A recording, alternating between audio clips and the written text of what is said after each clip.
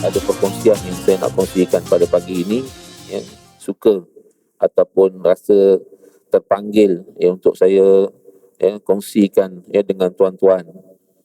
Yang ni kadang-kadang penjelasan ini tak ada orang tak berapa nak clear kan.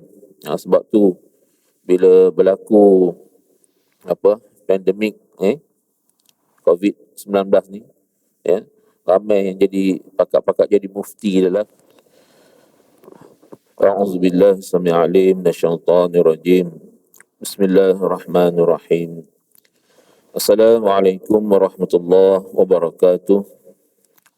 Innal hamdalillah nahmaduhu wa nasta'inuhu wa nastaghfiruh wa na'udzu billahi min shururi anfusina wa min sayyiati a'malina. Man yahdihillahu fala mudilla lahu wa man yudlil fala hadiya lahu. Asyhadu an la ilaha illallah wahdahu la syarika lah wa asyhadu anna sayyidana Muhammadan abduhu wa rasuluh. Qala rabbi shrah li sadri wa yassir li amri wa hlul 'uqdatam min lisani yafqahu qawli. Subhanaka la ilma lana illa ma 'allamtana innaka antal alimul hakim. قال الله تعالى في كتابه العظيم بعد أعوذ بالله من الشيطان الرجيم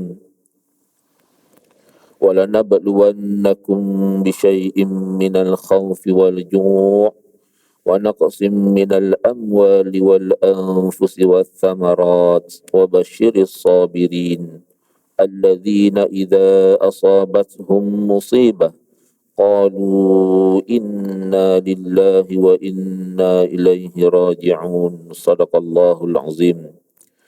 Yang bahagia Tuan Imam, Fadil Ustaz Zuhairi, Tuan Muazzin, Fadil Ustaz Hafizul, seluruh ahli jawatan kuasa Masjid Al-Falah, atuk-datuk, tuan-tuan guru, ayahanda bonda, muslimin muslimat yang dirahmati Allah.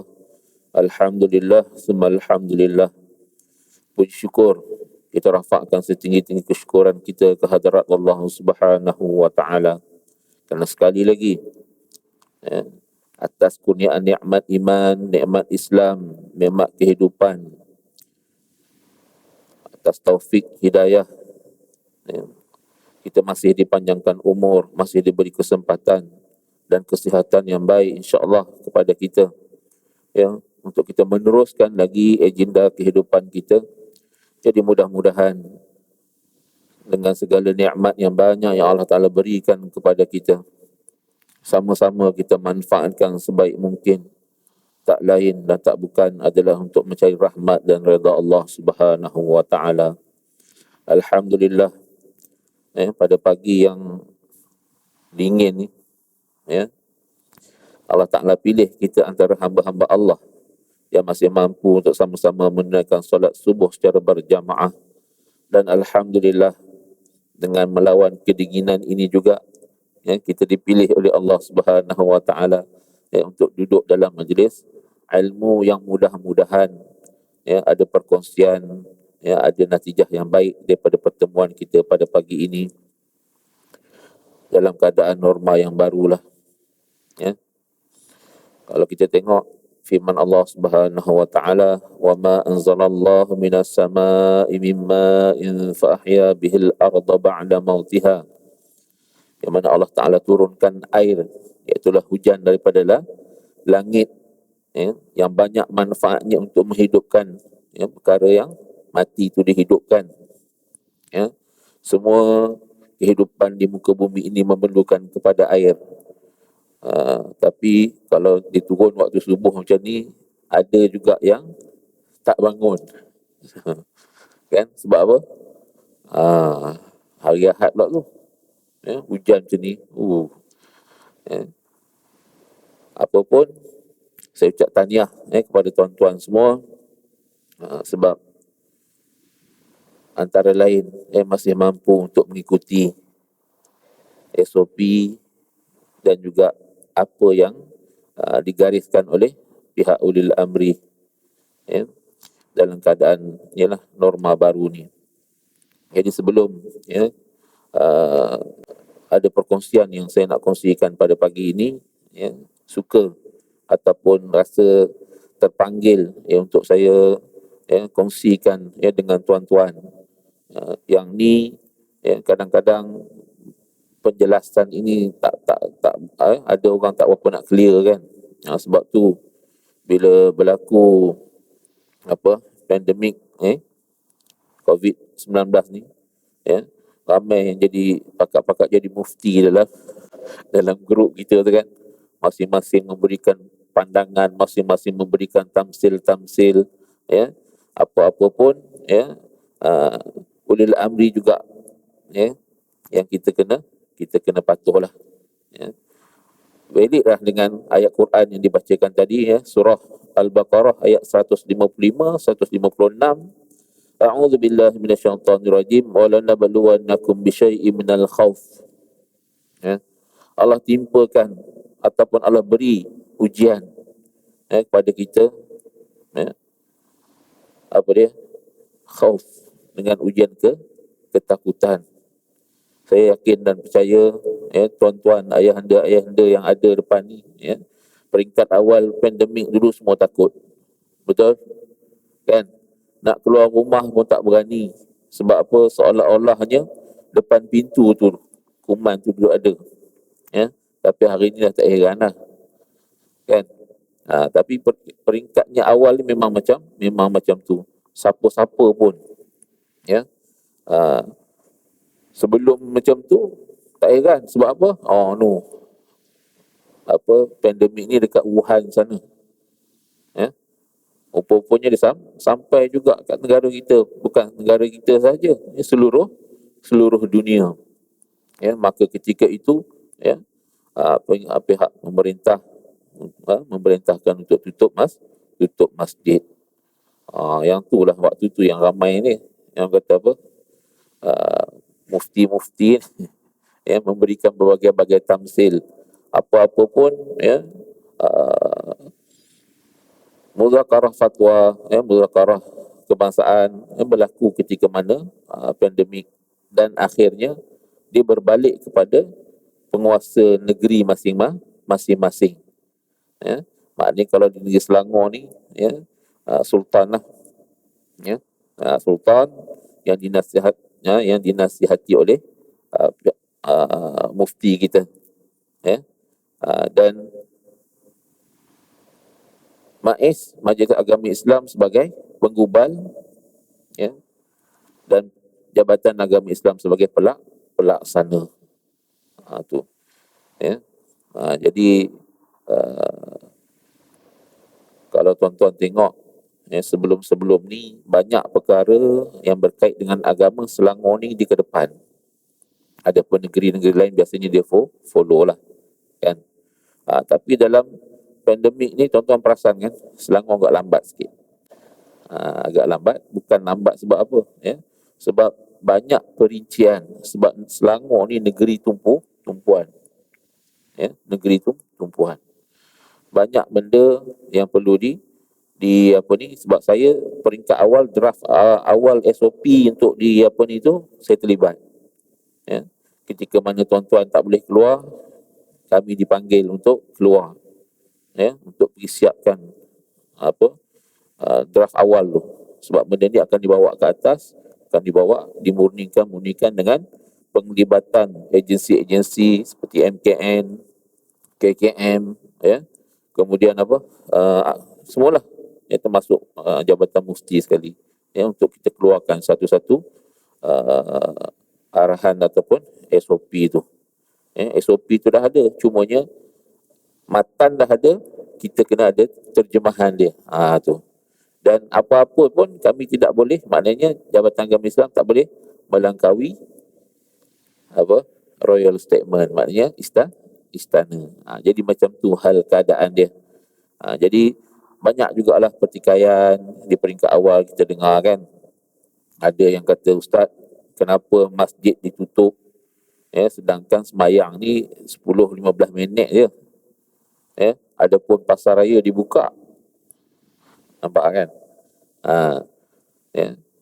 Kemudian solat berjarak ni macam ni kan. Sah ke tak Ustaz solat berjarak ni? Dia banyak pertikaian ya. Sedangkan bila mana ulil amri telah menetapkan itu, maknanya telah disepakati ya, telah disepakati. Sebab dalam hal-hal macam ni ya, kita pegang letak agama yang pertama, kemudian fas'alu ahla zikri in kuntum la ta'lamun kan. Kita kena tanya orang yang lebih arif tentang kesihatan, KKM kan, jarak, kemudian umur ya, umur 60 tahun ke atas dengan sakit kronik, 15 tahun ke bawah wanita ya. Waktu itu tak dibenarkan. Sebab apa? Sebab mereka-mereka ini ya, menurut Kementerian Kesihatan adalah individu yang mudah dijangkiti ya. Macam tu. Jadi tuan-tuan yang dirahmati Allah ya, macam-macam tamsilan ya, peringkat awal tu ya. Ada yang buat apa, Ustaz, kalau tak boleh solat Jumaat di masjid, kita solat dekat padang Ustaz kan. Macam saya di Masjid As-Salam tu kan ada apa, padang sebelah tu kan, tempat parking tu luas tu eh? Dia kata I dekat Jerman dulu solat kat padang ya, dia kata hari Jumaat ni ya. Kita tak boleh nak buat tamsil macam tu tuan-tuan. Sebab apa? Sebab Jerman walaupun matahari dia terpacak, suhu dia sejuk. Adapun kita ya, kalau buat dekat padang sana ya, Tok Khotib tu rentung dulu ya. Cuaca panas, tahu-tahu pula tengah-tengah panas hujan pula. Jadi iklim yang tak tu. Jadi pelaksanaan itu menuruti penguasa agama negeri dan juga wakil keadaan semasa setempat kan. Jadi sedangkan di negeri-negeri yang ada di Malaysia pun pelaksanaan dia berbeza ya. Mungkin tuan-tuan waktu peringkat awal ya, 3 orang, imam, Bilal, muazzin ya. Ada juga yang kata ya, yalah yang buat tamsil tadilah kan. Bagaimana hal keadaan yang kita yang memang duduk di situ ya, duduk di lapangan ya, semayang 3 orang, nak semayang subuh pula ya. Ghairil maghdubi alaihim waladdallin.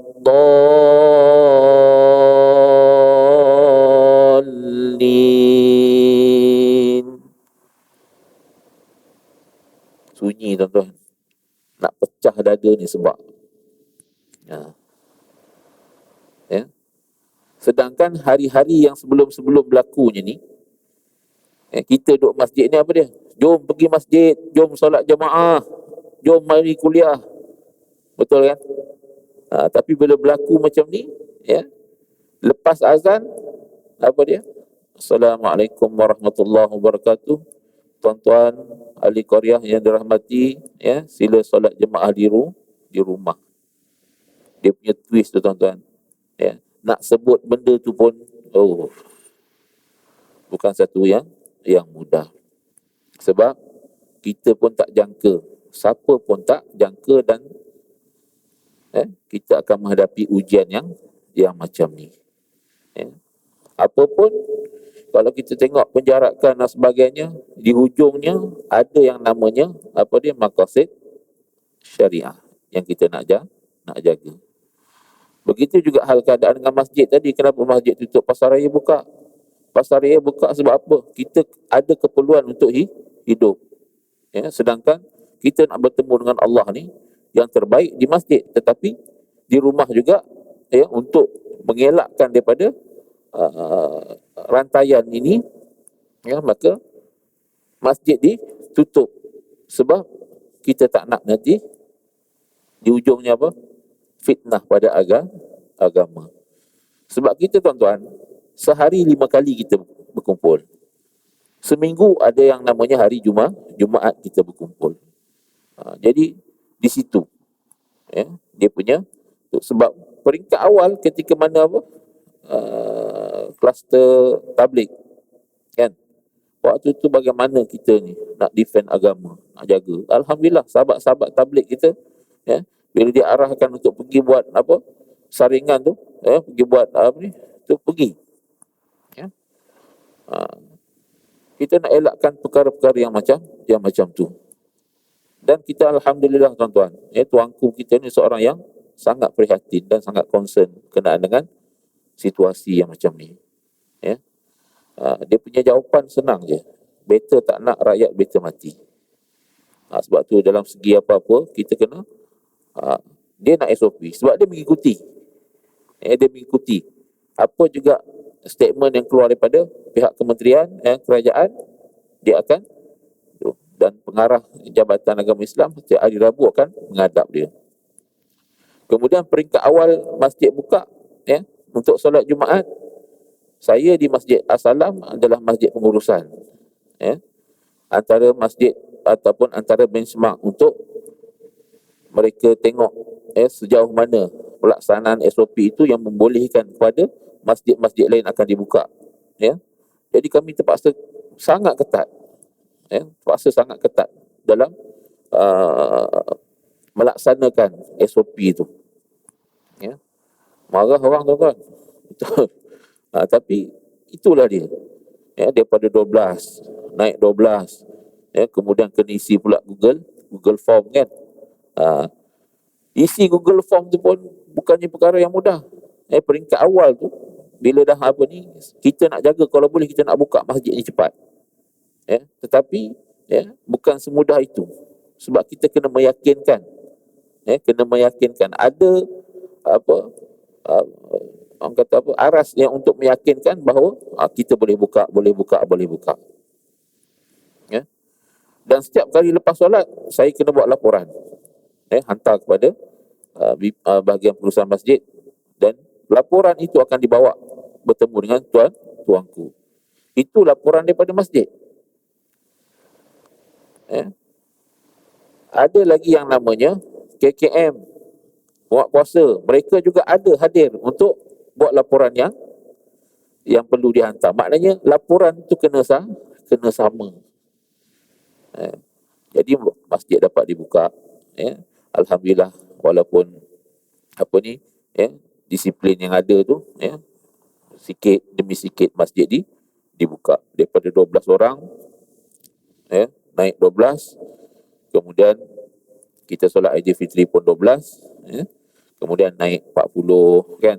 Naik peringkat ni, laporan tu kita hantar, dan kita minta apa ni supaya dibuka. Alhamdulillah, kita punya apa ni, walaupun ada juga yang orang kata apa, nak kena isi Google Form lah, tengok tu senang, first come first serve. Yang itu pun satu hal juga. Bila berlaku macam tu, tuanku tak nak yang beratur panjang-panjang hari Jumaat tu, dia tidak ada apa, jaminan untuk dia masuk solat.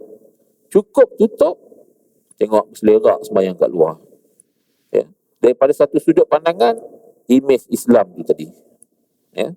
Tapi benda, ada suatu benda yang kita nak kena jaga. Sebab tu Google Form kami Jaiz ambil. Maknanya dikawal.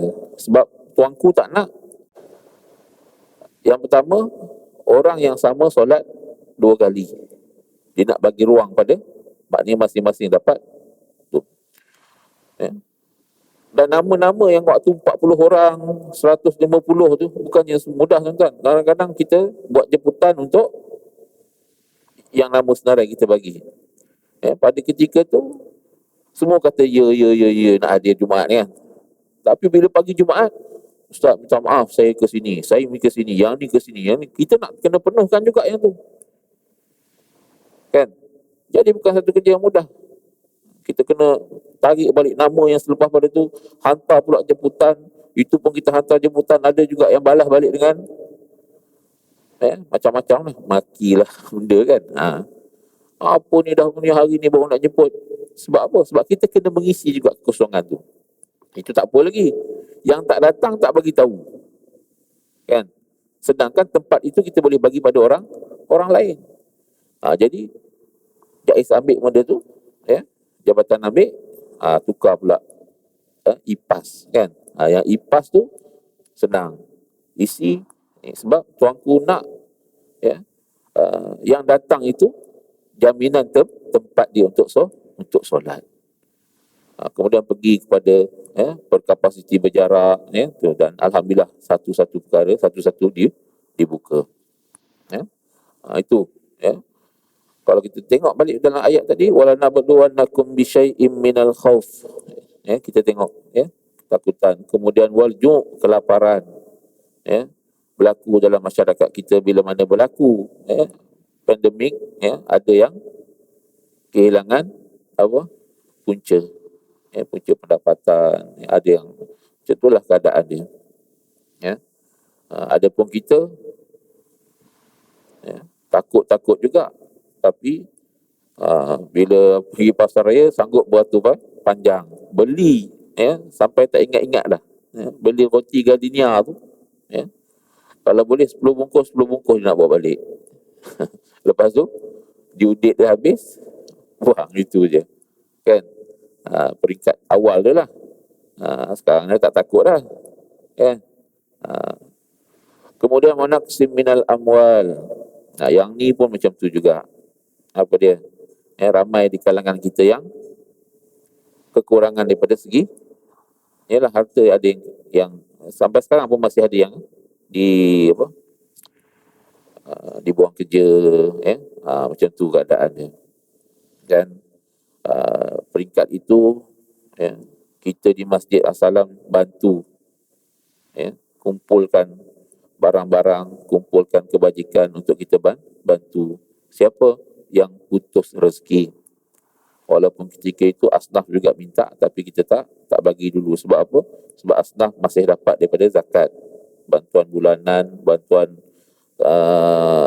Ramadan, dan juga bantuan hari raya. Yang kita nak bantu ni yang siapa? Yang betul-betul putus punca pendapatan, yang gaji hari. Waktu itu saya dah buat anggaran dah. Kalau dalam masa 2 minggu mungkin orang boleh bertahan lagi. Masuk minggu ketiga,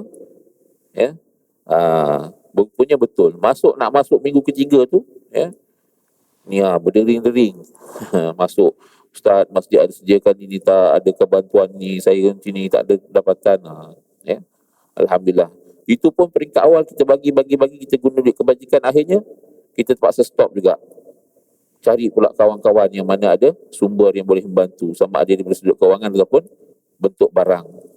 Sebab kita pandang ke depan balik, sampai bila? Maknanya masjid juga perlu simpan. Sebab masjid terus beroperasi. Ada benda yang kita kena dan keadaan duit dah mula menyusut. Sebab Jumaat tak ada, tabung dah tak ada kan. Jadi macam tu dia punya hal keadaan dia. Wa naqsim minal amwali wal anfus, kehilangan nyawa. Bayangkan tuan-tuan, ketika pandemik tu, sini mungkin ada juga yang menguruskan jenazah kan. Pengurusan jenazah ketika pandemik awal tu sangat sukar. Yang pertamanya, bila meninggal, kena pastikan dulu dia ada pandemik ke tidak. Lepas tu balik kita urus kat masjid. Bila kita urus kat masjid, kat situ yang kadang-kadang kita rasa hibur. Sebab apa? Tak semua keluarga boleh masuk. Kemudian dah siap, lepas solat hantar ke tanah perkuburan kita sini. Macam tu juga. Hanya 10 orang saja yang boleh masuk. Itu pun termasuk seorang imam yang akan mentalkinkan tu. Lama-lama tak boleh. Talkin pun sekejap je, waktu polis dah suruh bersurai. Dan mungkin tuan-tuan tengok ada satu video YouTube yang ada anak dia ambil gambar kan, yang kena pandemik. Yang ni yang kena pandemik, sampai dimakamkan ataupun diuruskan pengemubian ayah dia tu. Kebetulan yang meninggal tu ayah pada sahabat saya. Maknanya sahabat saya pun dia kena.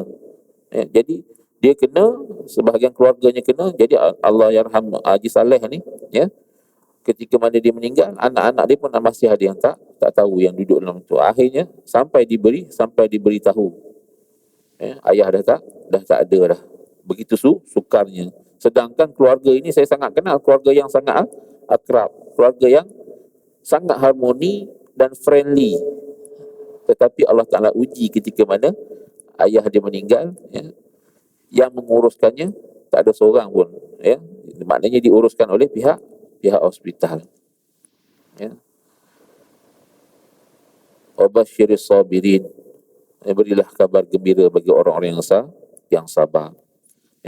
Dalam hal yang macam ni memang kita dituntut ataupun kita di yang kesabaran yang sangat tinggi. Sebab tu Allah Ta'ala letak dalam ayat lain, wasta'inu bisabri wasalah. Allah Ta'ala letak apa? Sabar dulu. Sabar ni satu benda yang besar. Sehingga pada saat ini, kadang-kadang macam itulah, kalau tak sabar tuan-tuan,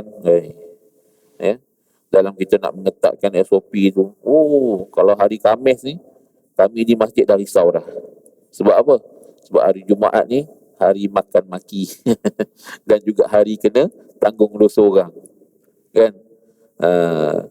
Kadang-kadang masyarakat kita ni, maaf saya sebut, kan, dia hanya dengar tajuk je, masjid dibuka, dia tak tengok masjid mana yang dibuka, dia pun datang melenggang. Lepas tu kita kata belum lagi, dia kata ni masjid dah buka. Tengok, rupanya dia baca tajuk je, masjid tempat lain. Macam tu. Jadi waktu itulah ketegangan berlaku. Sehingga semalam maghrib pun paksa kita, ada seorang jemaah kita daripada bila kita kata dia datang melenggang, itu pun kita bagi juga dia masuk untuk dia solat di satu tempat khas, untuk yang tak bawa sejadah dengan mas ni. Dia tak puas hati. Dia kata saya musafir. Betul kita faham, tapi dia kata dia musafir, dia duduk kat Shah Alam dengan Puchong tu kan tak jauh mana, kan. Alasan dia musafir. Kita kata situ. Sebab apa? Sebab kita sanitize tempat tu. Selepas ada habisnya kita akan sanitize. Jadi dia tak puas hati. Sedangkan arahannya sama.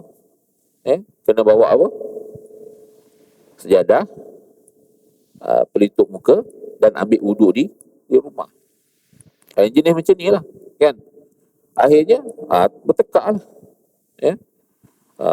Yang hari Jumaat ni yang tak tahan tu lah. Ni ustaz semua tanggung dosa kami. Letih tuan-tuan. Hari Jumaat je nak kena tanggung dosa orang. Tapi begitulah hal keadaan. Kalau tak ada kesabaran yang ni memang, sebab Masjid As-Salam antara masjid benchmark untuk dibuka masjid-masjid lain. Sampai saat dan ketika ni pun masih ada siapa wakil-wakil, kadang-kadang dipakai macam biasa je, MKN, KKM untuk ambil laporan. Pernah waktu 40 orang tu, pegawai dia datang, saya dah maklumkan lah, mungkin pegawai akan datang dalam bentuk SB lah, menyamar, kan. Rupanya betul, dia nak masuk tak boleh sebab dia tak isi Google Form. Akhirnya dia terpaksa mengaku dia daripada KKM nak masuk buat siasatan dan laporan, baru kita benarkan. Jadi aduan pada aduan Masjid As-Salam dekat HQ di Jais memang banyak lah. Bila kawan panggil, Ustaz, saya tengok kertas merah tu dah tahu dah itu aduan tu, kan. Ustaz, ni ada aduan Masjid As-Salam. Saya tanya pasal apa? Pasal SOP. Okey, pasal SOP tolonglah jawab, kan. Sebab kita terpaksa buat macam tu, sebab nak tengok masjid tu cepat dibuka. Sebab berlaku ketika mana 500 jamaah tu, waktu tu saya dah berkeyakinan dah minggu depan kita mungkin dapat berkapasiti berjarak, kan. Sebab benda tu kita dah dapat makluman awal, kan. Cumanya laporan yang kita hantar, ada mistake pula dekat sahabat di HQ. kita letak Masjid As-Salam ruang utama 450, dia tertambah lagi 10 typing error, jadi 4500. Waktu present depan tuanku tengok, oi, ini tak masuk akal, dia kata, Masjid As-Salam, dia kata. Kapasiti penuh 5000, kan? Tiba ruang itu je 4500. Kemudian dipanggil quorum dia, akhirnya Masjid Negeri 1000 jemaah, Masjid Diraja Bukit Jelutong 1000, Fisabilillah 1000, masjid lain 500 lagi. Waktu tu 500 dua kali, kan? Ya. Waktu sangat apa ni, sebab tuanku dia sangat prihatin. Bila apa-apa juga statement daripada kementerian, dia akan minta mana SOP, ya.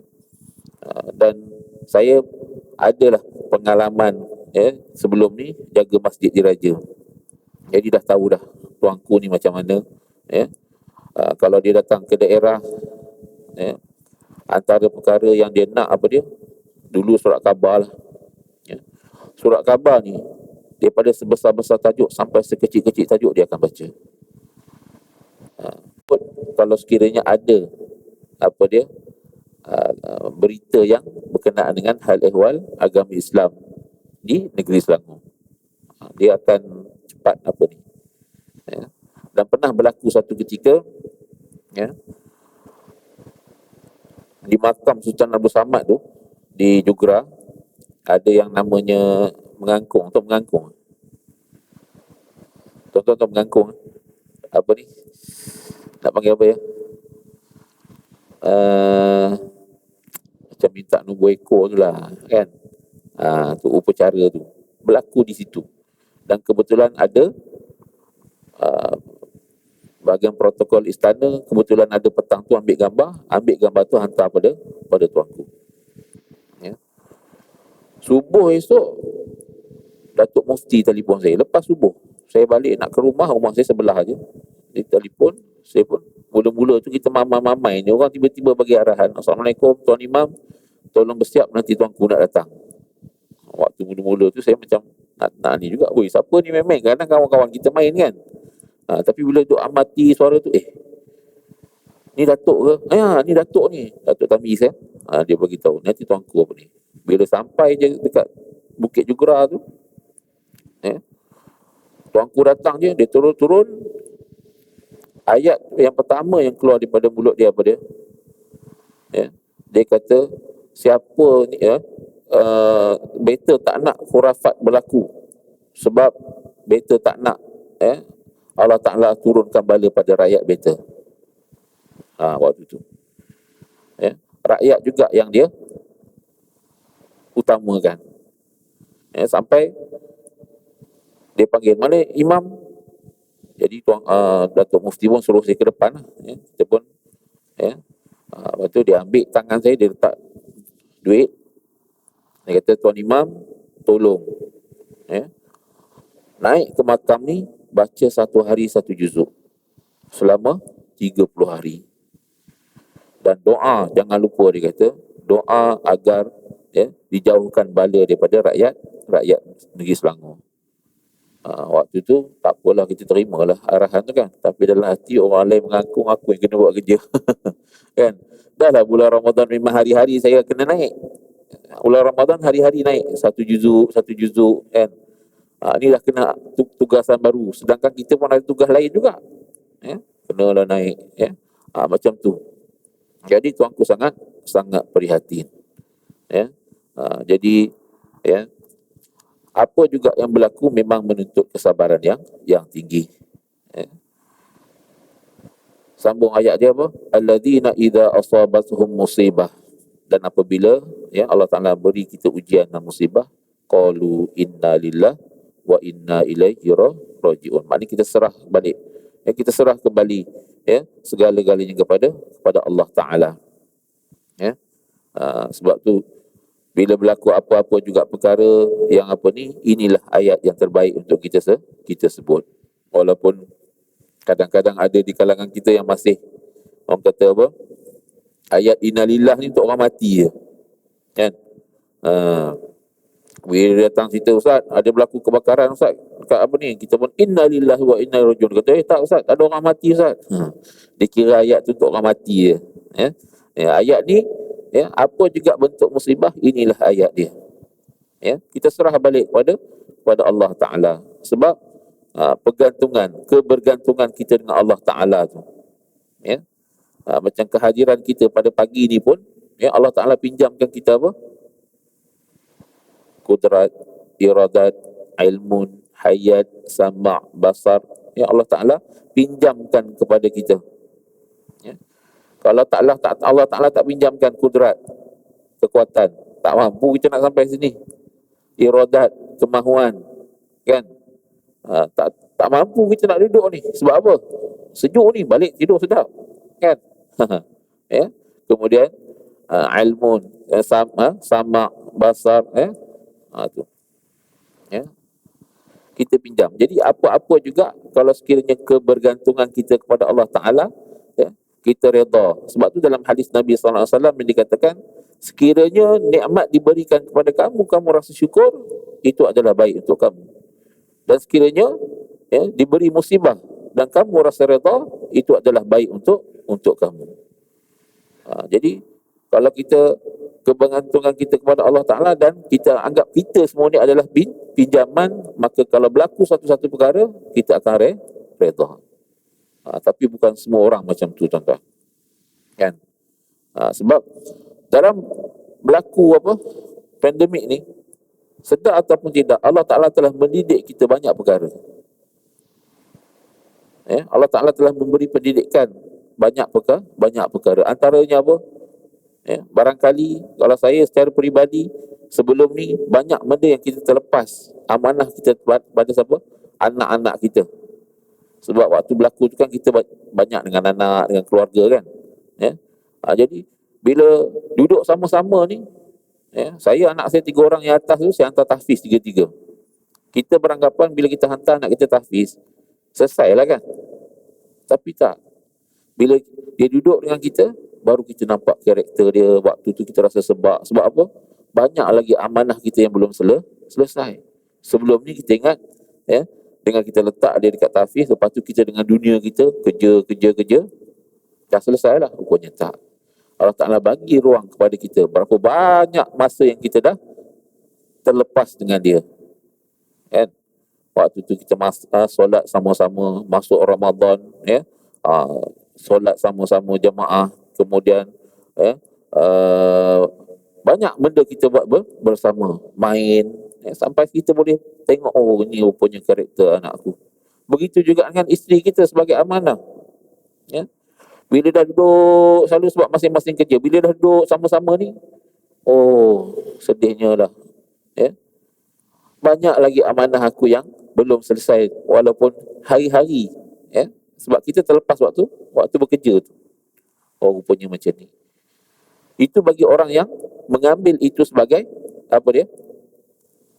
Sebagai hikmah di sebalik ujian. Tetapi berlaku juga dalam masyarakat kita. Bila berlaku macam ni, kita ingat bila mana dia duduk sama-sama, bila berlaku solat bersama, mungkin tuan-tuan pun waktu tu jadi imam interim. Tuan-tuan kan?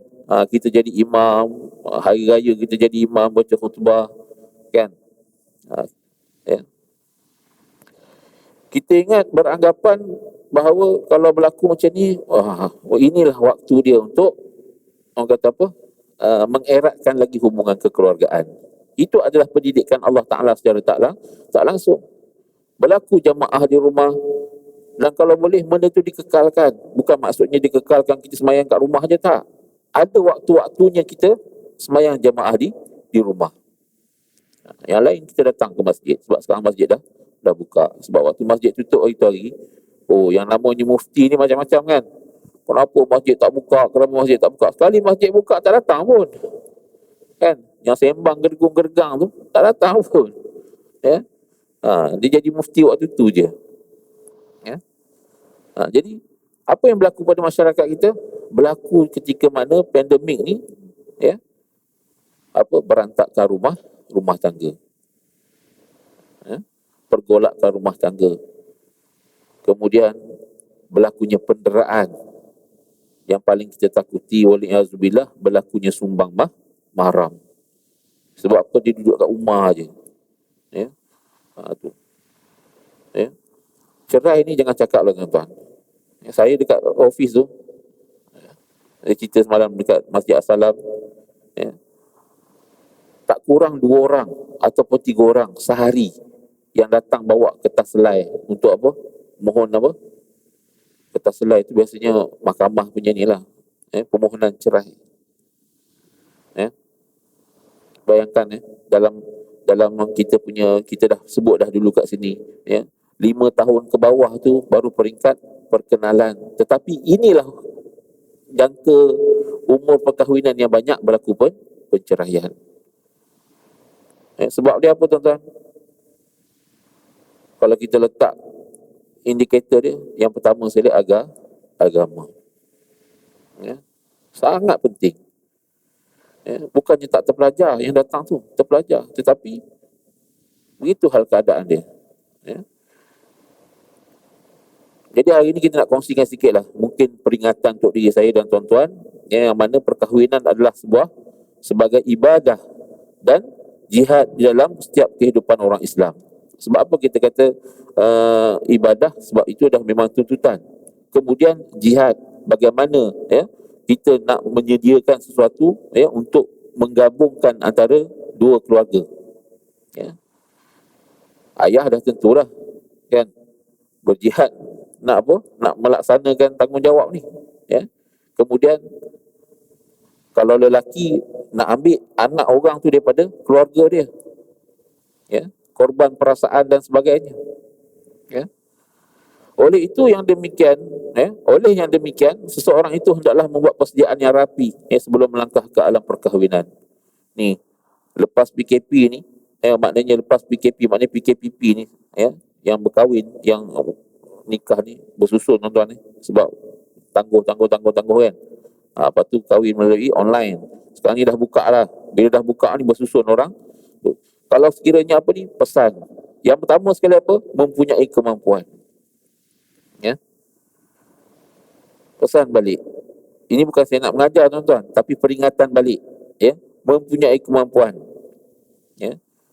Dalam perkahwinan, soalan kemampuan perlu diambil perhatian, di mana seorang itu selain daripada cukup usia, yakni baligh, hendaklah juga mempunyai kemampuan untuk mendirikan rumah tangga. Kemampuan di sini adalah untuk merangkumi kemampuan keuangan, kesihatan, minat untuk berumah tangga, dan mempunyai kemampuan batin. Termasuk juga dalam kemampuan ini apa dia?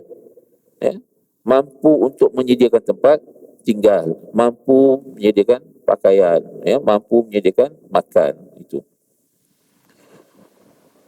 Sebab kadang-kadang yang datang bila kita counselling, kita bimbing, benda yang simple je. Duduk rumah mak mertua, lelaki ni duduk rumah mak mertua. Sebab kita ni bila kita berumah tangga, kita berkahwin bukan sahaja dengan pasangan kita.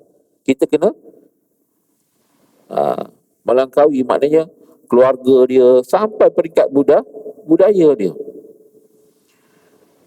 Tak maaf saya sebut, dia orang Melayu, kan? Dia kahwin dengan orang Jawa. Orang Jawa ni, maaf cerita saya sebut kan, dia keluarga dia Jawa ni dia harmoni tau. Kalau rumah mbahnya tu, segala cucu dia ramai-ramai kat situ. Jadi yang lelaki ni tak dia simpan. Dia simpan. Sebab dia tak boleh nak banyak bersuara, sebab rumah isteri dia. Benda macam ni. Kalau ikut Islam, yang sebaiknya apa? Dia tu kena sediakan tempat tinggal, walaupun tak besar mana, tapi ada tempat tinggal yang selesa. Maksud selesa ni apa? Segala apa juga yang berlaku antara dia dengan isteri dan anak-anak. Sebab acuannya itu. Akhirnya bila dah duduk lama dengan mertua, cucu ni kalau dengan datuk ni, maaf cakap lah kata kan, atuk ni, dia dengan anak sendiri pun tak boleh nak usik dah cucu tu. Akhirnya yang perempuan tu kata, macam mana dengan anak saya dah biasa dengan datuk dia. Sebab reason yang kita bagi, cuba duduk asing. keluar daripada itu, duduklah asing. Sebab bila berlaku apa ni dekat rumah tu, akhirnya apa dia? Hilang keberkatan. Sebab suami ni bila dah lama pendam, akhirnya sikit hal dia bergeser dengan mertua dia. Sebab bila mak ni kadang-kadang anak perempuan tu bila mengadu apa-apa, dia mesti anak dia punya, kan? Akhirnya timbul perkataan apa? Dan kau tahu suami kau macam tu, nampak? Sepatutnya tak boleh timbul perkataan macam tu daripada seorang ibu. Sebab bila kahwin, ibu mertua tu adalah ibu kita juga, dan dia juga kena menganggap menantu dia sebagai anak dia. Dah kau tahu perangai suami kau macam tu, nampak tak? Akhirnya kita kata macam tu, carilah rumah untuk ni dan berbaiklah, sebab dia akan hilang keberkatan di situ, keberkatan berumah tangga tu. Sebab kalau kita baca Bismillahirrahmanirrahim, tuan-tuan, dalam ayat Allah Ta'ala dah sebut dah, wa'budullaha wa la tusyriku bihi syai'a wa bil walidaini ihsana. Maknanya selepas kita mengabdikan diri kita kepada Allah Subhanahu Wa Ta'ala dan jangan mensyirikkan dengan sesuatu, lepas tu apa dia? Buat baik kepada kedua ibu bapa. Dalam Bismillahirrahmanirrahim, Bismillahirrahmanirrahim, Bismillah dengan nama Allah. Ar-Rahman Allah Ta'ala bagi kepada bapa banyaknya. Ar-Rahim Allah Ta'ala bagi kepada ibu. Sebab tu dikatakan rahim ibu. Ada rahim bapa? Tak ada, kan? Rahim ibu. Sebab yang namanya bapa ni, dia akan menggerakkan tulang empat kerat dia untuk mencari rezeki untuk membesarkan anak-anak dia dengan penuh rahman dia tadi. Dan tak ada, wallahu alam lah kot, ada kat sini kot, bapa yang dia tulis daripada hari awal lahir tu berapa ratus dia guna, beli pampers berapa, susu berapa, sekolah berapa. Bila dah anak dia kerja, ni kau kena bayar balik kat bapak. Ada tak? Tak ada, kan? Kalau ada, teruk sangat lah tu. Betapa rahmannya seorang ayah kepada seorang anak. Adapun Ar-Rahim, ibu, kan? Kasih sayang tu sangat ada pada ibu yang apa? Kita sendiri pun, saya sendiri pun, kan?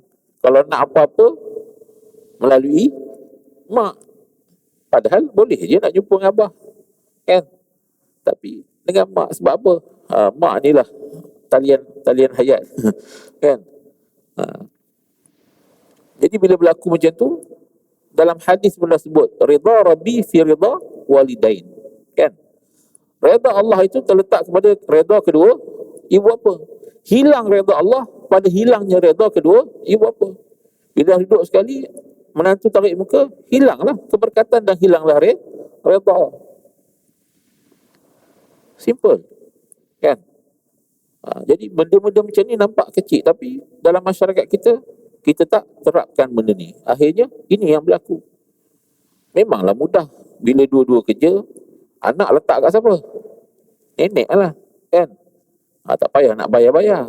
Nampak tak? Ini kadang-kadang menjadi mistik kita dalam tu. Lepas tu yang perempuan dakwa, habis tu macam mana perasaan cucu saya, anak saya ni, kan? Dia dah baik dengan atuk dia, kita bagi tahu yang nak mencorakkan anak kita adalah mak dengan ayah. Kalau atuk, macam saya cakap tadi lah, dengan cucu habis hati, kan? Sehingga kan kesukaran untuk kita membentuk anak kita, acuan kita. Itu yang berlaku dalam masyarakat, Begitu juga dengan kesihatan, Kesihatan amat pun penting dalam kita menjalani kehidupan kita. Kalau sekiranya suami sakit, akan menjadikan isteri terpaksa tanggung, ataupun isteri, kalau isteri bekerja okey lagi, kalau isteri tak bekerja, bagaimana hal keadaan dia? Ciri-ciri awal ini sekiranya tidak dimiliki oleh seseorang adalah sulit untuk mewujudkan suatu kehidupan yang harmoni, tambahan lagi untuk melakukan tanggungjawab dengan baik dan berkesan. Itu yang pertama. Yang keduanya, melengkapkan diri dengan ilmu pengetahuan mengenai rumah tangga. Maknanya dalam persediaan anak-anak kita untuk berumah tangga, sama ada anak ke cucu kita ke, pesan supaya ilmu rumah tangga tu dia kena kena belajar. Alhamdulillah waktu PKP ni ada ruang. Maknanya kita masak sama-sama, anak-anak kita tu kita ajar dia supaya ada kediri, basuh baju sendiri, apa semua sendiri. Supaya apa? Supaya kelak bila dia berumah tangga, kalau dia seorang suami, dia tidak meletakkan seluruh tanggungjawab basuh baju ke masak itu kepada bahu isteri. Sebab itu bukan tanggungjawab isteri. Ya. Bila mana berkahwin, isteri mengambil tanggungjawab itu dalam menyempurnakan kehidupan suami. Tapi kerja masak itu bukan kerja mutlak isteri. Sebab apa? Sebab ada orang bercerai sebab makan je. Isteri penat tak kerja, kan? Maknanya isteri penat kerja, jadi tak masak. Suami pun kerja juga. Bila balik, suami balik dulu tengok tak masak. Isteri dah balik dah. Isteri balik penat, kan? Sebab tu je dah gaduh. Kalau dia bergaduh minta cerai itu maknanya bukan sekali lah, kan? Tak mungkin lah sekali je terus minta cerai, kan? Tak. Dah banyak kali berlaku. Jadi ilmu pengetahuan mengenai rumah tangga adalah perkara yang mustahak untuk diketahui. Ia tidak mungkin diperolehi tanpa mempelajari dan memahaminya. Misalnya cara-cara betul melayani suami dan cara melayan isteri. Dalam Quran sebut apa? Wa'ashiruhunna bil ma'ruf. Sebab yang kita sebut tadi, isteri kerja mesti mendapat kebenaran daripada suami. Pun begitu tidak menghilangkan tanggungjawab dia, kekurangan yang dia tinggalkan ketika mana dia bekerja. Dan yang dikatakan isteri kerja, duit isteri adalah hak isteri, kan? Duit suami masih ada hak isteri. Yang berlaku kadang-kadang perceraian sebab apa? Sebab isteri bekerja, dia ada duit, dia tak ada masalah. Suami tak bagi yang sepatutnya. Akhirnya isteri selesa. Jadi bila berlaku apa, dia dah rasa tak kisah dah. Sebab dia survive diri dia sendiri. Akhirnya bila suami tak cerai, okey, tak ada hal. Kan? Sedangkan nafkah itu selain daripada nafkah kewajipan, nafkah itu juga adalah sedekah yang paling baik. Nak jana rezeki, banyaklah kita bermurah dengan isteri kita. Ramai pasangan suami isteri yang merasakan kurang kemesraan dan kebahagiaan disebabkan kurangnya ilmu pengetahuan dan pengalaman dari sudut berumah tangga. Akibatnya, banyak terdapat di dalam masyarakat orang-orang yang ilmu pengetahuan tinggi dan mempunyai kedudukan yang baik dalam masyarakat, tetapi mereka gagal dalam kehidupan berumah tangga. Ini berlaku disebabkan adanya sikap ambil mudah mengenai ilmu pengetahuan rumah tangga itu sendiri. Paling-paling tidak pun, kena rukun. Kena ada dan banyak perbincangan lah sebenarnya dalam rumah tangga ni. Dan yang seterusnya melengkapkan dengan ilmu-ilmu yang berkait dengan hukum hakam dalam kehidupan bersuami isteri. Wallahu ta'ala alam. Saya kira itu saja tuan-tuan, untuk perkongsian kita. Rasanya sedikit itu lebih baik, kan, untuk kita amalkan dalam kehidupan. Bukan niat nak mengajar, tetapi untuk memperingati diri saya dan tuan-tuan. Sebab bila berlaku macam ni, kadang-kadang kita pun rasa ketat juga dada ni. Datang cerai, kadang datang hulu sambil gelak-gelak tu, ustaz nak minta cop, ustaz cop apa, kita dah tahu dah selai tu, kan. Nak bercerai, kami seronok lagi nak bercerai. Kan, bila tanya anak berapa, anak 2, yang umur apa 7 tahun, yang umur 1 lagi umur setahun berapa bulan. Tak apa ustaz, kami bercerai suka sama suka. Betul lah, kau cerai suka sama suka, tapi kesannya pada anak tu. Sebab tu pendidikan anak hari ni sangat mencabar. Sebab banyaknya berlaku mak ayah bawa haluan masing-masing. Tak apa ustaz, kami seminggu ni suami jaga, seminggu ni isteri jaga. Sedangkan anak itu perlu dibesarkan dengan 2 sentuhan. Tak sama, tuan-tuan. Itulah, saya kira itu saja. Terima kasih atas perhatian, terima kasih atas kepercayaan yang tuan-tuan beri, dan mohon ampunan maaf atas segala kekurangan. Jadi untuk yang akhirnya, sama-sama kita bermunajat kepada Allah Subhanahu Wa Taala, teruskan bermunajat, doa kepada Allah Subhanahu Wa Taala agar ujian ini diangkat, dan ikutlah SOP. Cumanya tuan-tuan, dalam kita mengikuti SOP ni jangan etikat kita kerana benda ni, bukan kerana benda ni, ni ikhtiar kita. Adapun Allah Ta'ala juga yang inna lillahi wa inna ilaihi raji'un, kita serahkan pada Allah Ta'ala. Cuma macam itulah, buat masa ni itulah yang terbaik untuk diri kita, maka kita patuhlah. Kalau berlaku apa-apa statement daripada kementerian, tengok dulu Selangor macam mana, sebab Selangor dia lain, dia tak terus follow yang tu.